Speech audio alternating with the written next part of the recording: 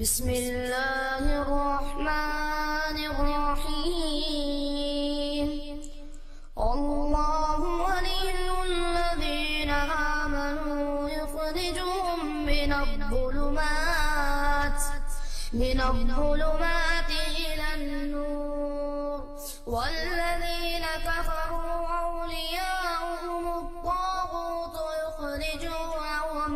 يخرجونهم من النور إلى الظلمات أولئك أصحاب النار هم فيها خالدون۔ محترم حضرات، خواتین اسلام تمام قسم کی تعریف و توصیف، حمد و ثنا، کبریائی و بڑائی وہ اللہ رب العالمین کے لیے لائق و زیبا ہے، جو ساری کائنات کا خالق و مالک ہے۔ وہی اللہ رب العالمین ہے، جسے چاہتا ہے عزت دیتا ہے، جسے چاہتا ہے ذلیل و خوار کرتا ہے۔ وہی اللہ رب العالمین ہے، جسے چاہتا ہے بڑی سی بڑی بیماری میں مبتلا کر کے صحت و تندرستی سے نوازتا ہے، اور جسے چاہتا ہے چھوٹی سی چھوٹی بیماری میں مبتلا کر کے موت دے دیتا ہے۔ الغرض وہی اللہ رب العالمین ہے، جو دنیا کے اندر جتنی بھی مخلوقات رہتی اور بستی ہیں، ان تمام مخلوقات کو کھانا اور پانی دینے والا ہے۔ اس کے بعد درود و سلام ہو تمام انبیاء کرام علیہم السلام پر، بالخصوص آخری نبی سید الانبیاء سید المرسلین جناب محمد مصطفیٰ صلی اللہ علیہ وسلم پر۔ اللہم صلی علی محمد وعلی آل محمد کما صلیت علی ابراہیم وعلی آل ابراہیم انکا حمید مجید۔ اللہم بارک علی محمد وعلی آل محمد کما بارکت علی ابراہیم وعلی آل ابراہیم انکا حمید مجید۔ محترم حضرات، آج کے اس خطبہ جمعہ میں جس موضوع کے تحت قرآن و حدیث کی روشنی میں چند باتیں آپ کے سامنے رکھنے کی کوشش کروں گا، وہ موضوع ہے قرض۔ اللہ سے دعا ہے کہ اللہ تعالیٰ مجھے حق بات اور سچ بات کہنے کی توفیق عطا فرمائے، اور آپ تمام لوگوں کو حق بات اور سچ بات سننے کی توفیق عطا فرمائے۔ پھر اس کے بعد جو باتیں آپ کے سامنے رکھی جاتی ہیں، کہنے والے کو، سننے والوں کو اللہ عمل کی توفیق سے نوازے، آمین ثم آمین۔ محترم حضرات، سب سے پہلے ہم یہ جان لیں کہ قرض کے معنی کیا ہے، قرض کہتے کس کو ہیں۔ عربی لغہ اس کے اعتبار سے قرض کے معنی ہوتے ہیں کاٹنا۔ القرض معناہ القطع، قرض کے معنی ہوتے ہیں کاٹنے کے۔ اسی لیے قینچی جو ہوتی ہے، قینچی، اس کو عربی میں کہتے ہیں مقراض۔ قینچی کو مقراض اس لیے کہا جاتا ہے کہ وہ کاٹنے کا کام کرتی ہے۔ تو قرض کا معنی ہے کاٹنا۔ شرعی اصطلاح میں فقہاء اور محدثین کے نزدیک قرض کا معنی ہے کسی چیز کا اس شرط پر دے دینا کہ اس کی چیز وہ کچھ مدت کے بعد واپس کی جائے، اسے لوٹایا جائے، تو اس کو کہتے ہیں قرض۔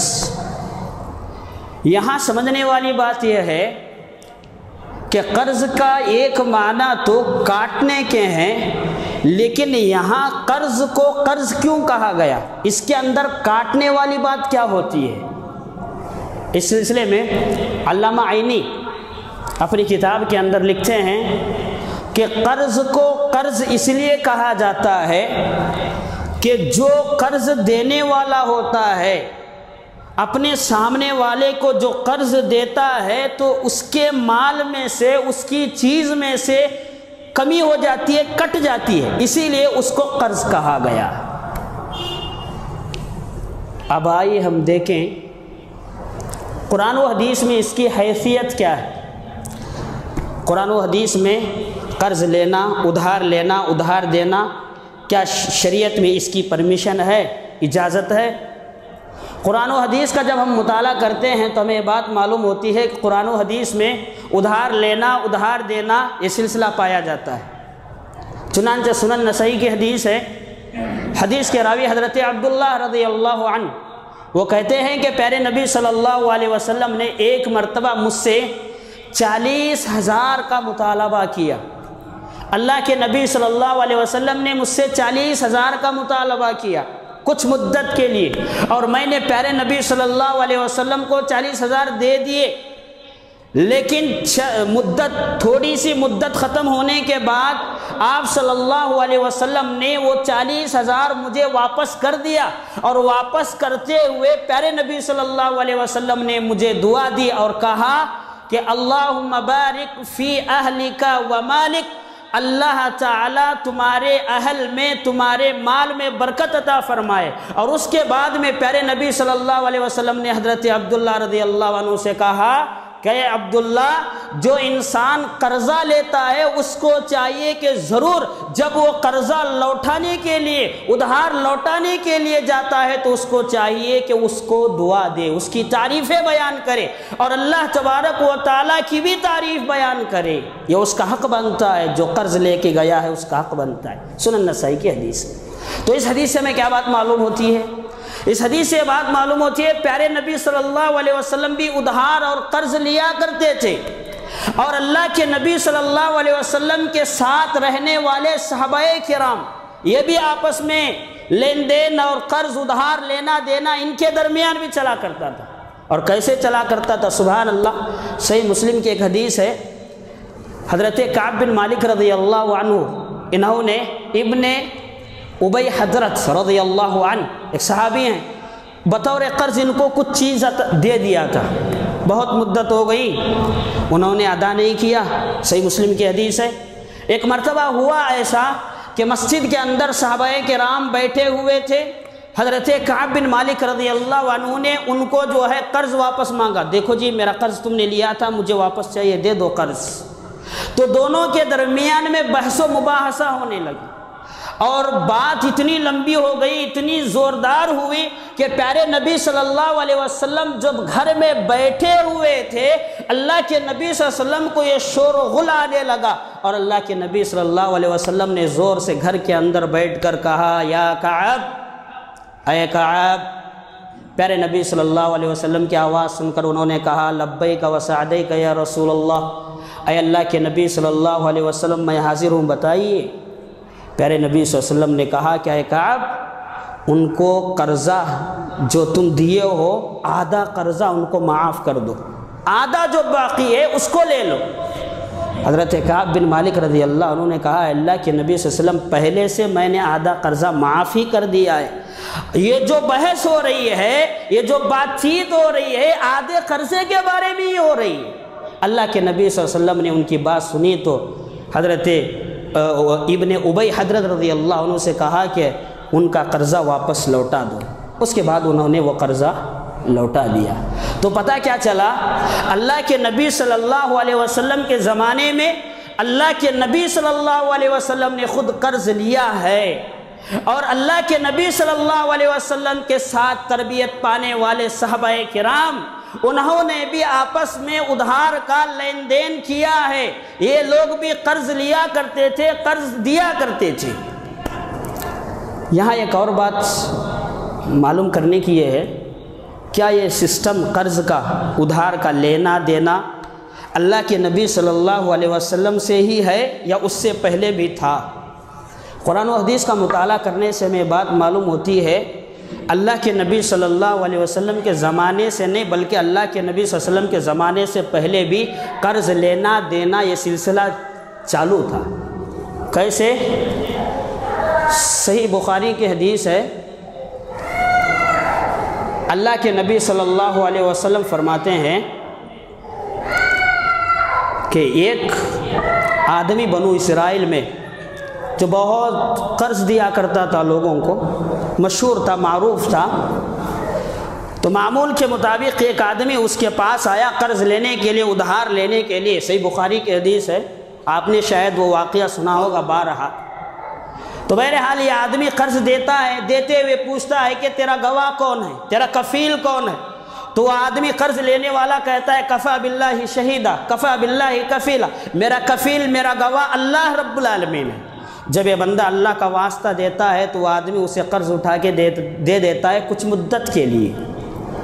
جب اسے قرض واپس لوٹانے کا مسئلہ آتا ہے وقت آتا ہے تو اس درمیان میں ایک طوفان آ جاتا ہے، تو اس طوفان کی وجہ سے اس مشکل کی وجہ سے یہ آدمی اس کو لوٹانے کی طاقت اس کے پاس پیسے تھے، رقم تھی، جو چیز ادھار میں لیا تھا، قرض میں لیا تھا، وہ چیز اس کے پاس موجود تھی، لیکن وسائل موجود نہیں تھے، راستہ مہیا نہیں تھا، جس کی وجہ سے وہ جا نہیں سکا۔ یہ آدمی قرض دیا ہوں، وہ آدمی قرض دینے آئے گا، اسی لیے وہ انتظار میں وہ آدمی اپنے گھر سے آ کر وہ اس جگہ پر جا کر بیٹھ گیا، انتظار کرتے ہیں کہ وہ آدمی آئے گا، آ کر مجھے قرض دے دے گا۔ یہ آدمی قرض لینے والا یہاں پر پریشان ہے کہ میں اس کے پاس سے قرض لیا ہوں، اس کے پاس وعدہ کیا تھا کہ اتنی مدت تک میں تمہیں لوٹا دوں گا، اور مسئلہ ایسا ہے میں اس کو کیسے واپس کروں۔ یہ آدمی سوچتا ہوا اللہ سے دعا کرتا ہے اور کہتا ہے کہ اللہ، اس آدمی نے جب مجھ سے قرض دیتے ہوئے کہا تھا تیرا گواہ کون ہے، تیرا کفیل کون ہے، اے اللہ میں نے تیرا واسطہ دیا تھا، تیرا نام لیا تھا، اے اللہ تیری ذمہ داری ہے کہ کسی نہ کسی طریقے سے اس آدمی تک یہ رقم یہ چیز جو ہے پہنچا دیا جائے۔ اس کے بعد اس نے کیا کیا، ایک لکڑی لی، لکڑی لے کر اس کے اندر سوراخ کیا، سوراخ کر کے وہ رقم اس کے اندر ڈال دیا، اور ساتھ میں ایک چٹھی اس کے اندر رکھ دی، اسے پیک کیا، اور اللہ تبارک و تعالیٰ کا نام لے کر اسے پانی کے اندر ڈال دیا۔ اور یہ آدمی یہاں انتظار کرتے ہوئے بیٹھا ہے اور دیکھ رہا ہے کہ اب آئے گا تب آئے گا، آنے کا نام ہی نہیں ہے، پریشان تھکا ماندہ جو ہے، سوچتا ہے کہ وہ آدمی تو اب نہیں آئے گا، اسی لیے سوچتا ہے کہ اب مجھے جو ہے گھر کو جانا چاہیے۔ جاتے جاتے وہ آدمی دیکھتا ہے کہ لکڑی تیرتی ہوئی آ رہی ہے، میں گھر کو تو جا رہا ہوں، جاتے جاتے کم سے کم لکڑی تو لے کے جاتا ہوں تاکہ گھر کے اندر کچھ پکانے کے لیے، لکڑی چولہے میں ڈالنے کے لیے کام آ جائے گی۔ یہ سوچ کر سمجھ کر وہ آدمی اس لکڑی کو اٹھا لیتا ہے، لے کر اپنے گھر میں جاتا ہے۔ جب اس لکڑی کو پھوڑتا ہے تو اس کے اندر سے پیسے جو ہے نکلتے ہیں، اور پیسوں کے ساتھ ساتھ وہ لکڑی بھی، وہ چٹھی بھی نکلتی ہے۔ وہ آدمی چٹھی پڑھتا ہے، دیکھتا ہے تو پتہ چلتا ہے کہ جسے میں قرض دیا تھا اسی کی لکڑی ہے، اور اسی کا پیسہ میرے پاس آیا ہوا ہے۔ وہ اللہ کی تعریف بیان کرتا ہے، اللہ کا شکر ادا کرتا ہے۔ اور یہ آدمی جو لکڑی کے اندر پیسے ڈال کر بھیجا تھا، اسے ابھی بھی اطمینان نہیں، بے چین اور بے قرار ہے، جو رقم میں ڈال کر لکڑی میں بھیجا ہوں اسے پہنچی یا نہیں، بے چین اور بے قرار ہے۔ اور اتنا بے چین اور بے قرار کہ آخر کار وہ آدمی جب لکڑی کو اس نے بھیجا تو اس کے بعد جب وسائل پیدا ہو گئے، پھر یہ آدمی چل کر اس کے پاس گیا جس کے پاس سے قرض لیا تھا، پھر دوسری رقم لے کر اس کے پاس گیا۔ گھر میں جا کر ملاقات ہوئی، بات چیت ہوئی، تو اس نے کہا کہ آپ نے جو رقم بھیجی تھی اللہ تبارک و تعالیٰ نے وہ رقم میرے پاس مجھے پہنچا دی ہے، دوبارہ رقم دینے کی ضرورت نہیں ہے۔ یہ صحیح بخاری کا واقعہ ہے۔ اس واقعے سے ہمیں کیا بات معلوم ہوتی ہے؟ اللہ کے نبی صلی اللہ علیہ وسلم کے زمانے سے پہلے بھی ادھار لینا، ادھار دینا، قرض لینا، قرض دینا یہ سلسلہ پایا جاتا تھا۔ اب یہاں یاد رکھنے والی بات یہ ہے، کیا ہر معاملے میں قرض لیا جائے، بات بات پر قرض لیا جائے، یا اس کے بھی چند شرائط ہیں یا چند چیزوں کا خیال رکھتے ہوئے ادھار لینا یا دینا کرنا چاہیے؟ اس سلسلے میں ایک دو تین حدیثیں میں ملتی ہیں کہ قرض، صحیح بخاری کی حدیث، حضرت عائشہ صدیقہ بنت الصدیق رضی اللہ عنہ فرماتی ہیں کہ پیارے نبی صلی اللہ علیہ وسلم ہر نماز میں سلام پھیرنے سے پہلے جن دعاؤں کا اہتمام کرتے تھے، اور آج بھی ہر مسلمان جو قرآن و سنت کے مطابق نماز پڑھتے ہیں، ان میں سے ہر آدمی اپنی ہر نماز میں سلام پھیرنے سے پہلے اس دعا کو ضرور پڑھتے ہیں، اللہم انی اعوذ بک من عذاب القبر۔ اس دعا کے آخر میں اللہم انی اعوذ بک من المأثم والمغرم، اے اللہ میں تجھ سے گناہوں سے بچنے کی دعا کرتا ہوں، اے اللہ میں تجھ سے قرض کے بوجھ سے، اللہ میں تجھ سے دعا کرتا ہوں، دو چیزوں کے بارے میں بندہ سلام پھیرنے سے پہلے ہر نماز میں اللہ تبارک و تعالیٰ سے دعا کرتا ہے، اور حضرت عائشہ صدیقہ بنت الصدیق رضی اللہ عنہا فرماتی ہیں پیارے نبی صلی اللہ علیہ وسلم بھی اپنی ہر نماز میں اس دعا کو پڑھا کرتے تھے، اور اتنا زیادہ پڑھا کرتے تھے ایک صحابی کو شک پیدا ہو گیا اور اللہ کے نبی صلی اللہ علیہ وسلم سے سوال کر بیٹھے اور کہا اے اللہ کے نبی صلی اللہ علیہ وسلم، آپ بار بار قرض کے بارے میں اتنا زیادہ اللہ سے دعا کیوں کرتے ہیں؟ اس موقع پر پیارے نبی صلی اللہ علیہ وسلم نے فرمایا فَإِنَّ الرَّجُلَ إِذَا غَرِمَ وَحَدَّثَ كَذَبَ، اس لیے کہ آدمی جب قرض دار ہوتا ہے تو بات کرتا ہے تو جھوٹ بولتا ہے، وَوَعَدَ فَأَخْلَفَ، جب وعدہ کرتا ہے تو خلاف ورزی کرتا ہے۔ ہوتا ہے کہ نہیں ہوتا ہے؟ اللہ کے نبی صلی اللہ علیہ وسلم فرماتے ہیں ان چیزوں کی وجہ سے میں بار بار قرض کے لیے یا قرض کے بوجھ کے واسطے اللہ تبارک و تعالیٰ سے دعا کرتا ہوں۔ اس حدیث کی تشریح بیان کرتے ہوئے ابن حجر رحمہ اللہ اور علامہ عینی رحمہ اللہ فرماتے ہیں کہ جو انسان تھوڑی تھوڑی سی بات پر، معمولی سی بات پر قرض کا عادی بن جاتا ہے تو ایسے لوگوں کے اندر منافقوں کی صفت پائی جاتی ہے۔ کتنی بڑی بات! کیوں؟ اللہ کے نبی صلی اللہ علیہ وسلم نے فرمایا جو انسان قرض کے بوجھ میں پڑا ہوا ہوتا ہے جب وہ بات کرتا ہے تو جھوٹ بولنے کی نوبت اسے آتی ہے، اور وعدہ کرتا ہے تو وعدہ خلاف ورزی کی کرنے کی نوبت آتی ہے۔ اور اللہ کے نبی صلی اللہ علیہ وسلم نے کیا فرمایا؟ آیات المنافق ثلاث، اذا وعد اخلف، واذا اؤتمن خان، واذا حدث کذب۔ پیارے نبی صلی اللہ علیہ وسلم نے فرمایا کہ منافق کی تین نشانیاں، حدیث کے اندر مختلف جو ہے صفتیں بیان کی گئی، لیکن ایک حدیث ایسی بھی ہے اللہ کے نبی صلی اللہ علیہ وسلم نے فرمایا منافق کی تین علامتیں ہیں، بات کرتا ہے تو جھوٹ بولتا ہے، وعدہ کرتا ہے تو وعدہ خلافی کرتا ہے، امانت میں خیانت کرتا ہے۔ تو اسی لیے حافظ ابن حجر رحمۃ اللہ علیہ اور علامہ عینی رحمہ اللہ فرماتے ہیں کہ جو انسان تھوڑی باتوں پر قرض لینے کا عادی بن جاتا ہے یا قرض میں مبتلا ہو جاتا ہے تو ایسے لوگوں کے اندر خدشہ ہے، ڈر ہے کہ منافقوں کی صفت پیدا ہو جائے۔ اسی لیے حضرت عمر بن الخطاب رضی اللہ عنہ، سنن بیہقی کی حدیث ہے، حضرت عمر رضی اللہ عنہ کہا کرتے تھے ایاکم والدین، لوگو تم قرض سے بچو، قرض لینے سے بچو۔ فَإِنَّ أَوَّلَهُ هَمٌّ وَآخَرَهُ حَرْبٌ، حضرت عمر رضی اللہ عنہ کہتے ہیں اس لیے کہ قرض کی شروعات غم ہے، غم، اور ظاہر سی بات ہے جو انسان قرض لیتا ہے اس کے دماغ میں ہمیشہ ایک ٹینشن رہتا ہے، فلاں کے پاس سے میں اتنا قرض لیا ہوں، فلاں کے پاس اتنا ادھار لیا ہوں، اس کو کب پہنچانا ہے، ہمیشہ انسان کے ذہن و دماغ میں فکر لاحق ہوتی ہے، انسان کے دماغ میں ٹینشن ہوتا ہے کہ اس کو قرض کیسے واپس کرنا ہے۔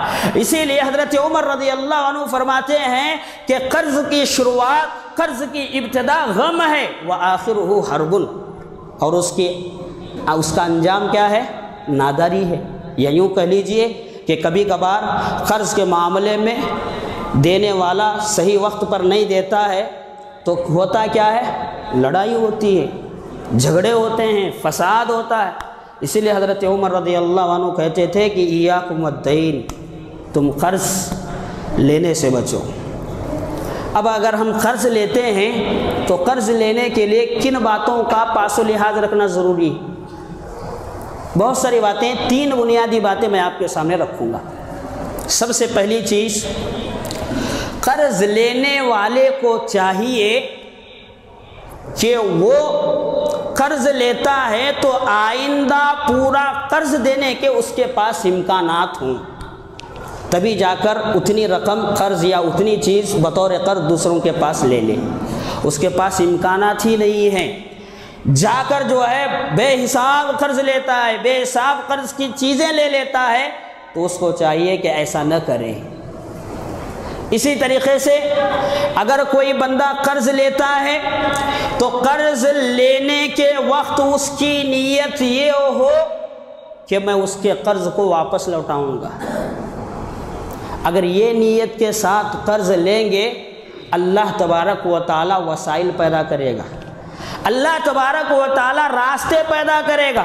اگر ہماری نیت کے اندر ہی کھوٹ ہے، ظاہری طور پر ہم کہہ رہے ہیں کہ میں تم کو اتنے جو ہے دنوں کے اندر یا اتنے مہینوں کے اندر اتنے سال کے اندر وہ چیز تمہاری لوٹا دوں گا، لیکن اندرونی نیت یہ ہے کہ ہم لوٹائیں گی نہیں۔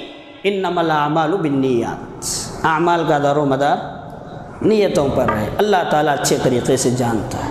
تو اس لیے قرض لینے والے کو چاہیے کہ وہ اس نیت کے ساتھ ادھار اور قرض لے کہ آئندہ میں اس کی چیز کو واپس لوٹا دوں گا۔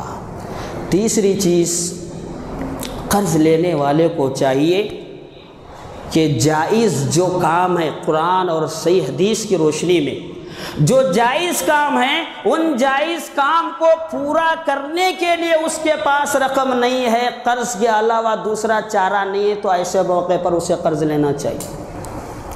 لیکن بڑے افسوس کے ساتھ کہنا پڑتا ہے ہمارے معاشرے میں اگر کوئی اپنی بچی کی انگیجمنٹ یا منگنی کرنا چاہتا ہے تو قرض لے لیتا ہے۔ کہاں جی ہے اس کا ثبوت قرآن و حدیث میں؟ ایسی انگیجمنٹ جو ہمارے معاشرے میں چل رہی ہے کہاں اس کا ثبوت ہے؟ قرآن و حدیث میں اس کا ثبوت نہیں ملتا ہے۔ ہمارے معاشرے میں کتنے ایسے سرپرست اور ذمہ دار ہیں جو اپنی بچی کو شادی کرنے کے لیے لاکھوں کا قرضہ لے لیتے ہیں، اور بعض سرپرست بعض ذمہ داران ایسے ہیں کہ ان کے مرتے دم تک وہ قرضہ ادا کرنے کی ان کے پاس طاقت ہی نہیں پائی جاتی۔ ایسا قرض قرآن و حدیث کی روشنی میں جائز نہیں ہے، نہیں لینا چاہیے۔ تو بہرحال قرض کے سلسلے میں یہ چند باتیں تھیں قرآن و حدیث کی روشنی میں میں نے آپ کے سامنے رکھی۔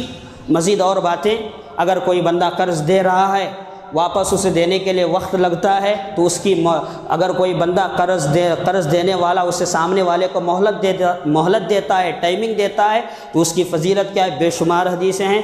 بہرحال ایک حدیث بیان کر کے اپنی بات کو ختم کرتا ہوں۔ سنن طبرانی کی اور سنن بیہقی کی حدیث ہے، علامہ البانی علیہ الرحمٰن نے اس حدیث کو حسن قرار دیا ہے۔ اللہ کے نبی صلی اللہ علیہ وسلم نے فرمایا اگر کوئی بندہ کسی جو ہے قرض دار کو مہلت دے دیتا ہے اس کی فضیلت کیا ہے؟ اللہ کے نبی صلی اللہ علیہ وسلم نے فرمایا کہ ایک آدمی کو اللہ نے کہا کہ تو جنت میں چلا جا۔ وہ آدمی جب جنت میں جا رہا تھا دروازے پر اس نے دیکھا کہ دروازے پر لکھا ہوا تھا کہ صدقے کا اجر، صدقے کی نیکی 10 گنا ہے، اور قرض کو مہلت دینے والی کی نیکی 18 گنا ہے۔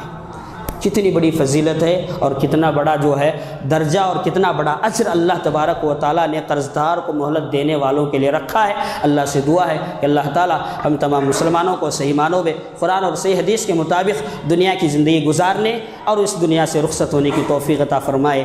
آمین ثم آمین۔ وما توفیقی الا باللہ علیہ توکلت و الیہ انیب۔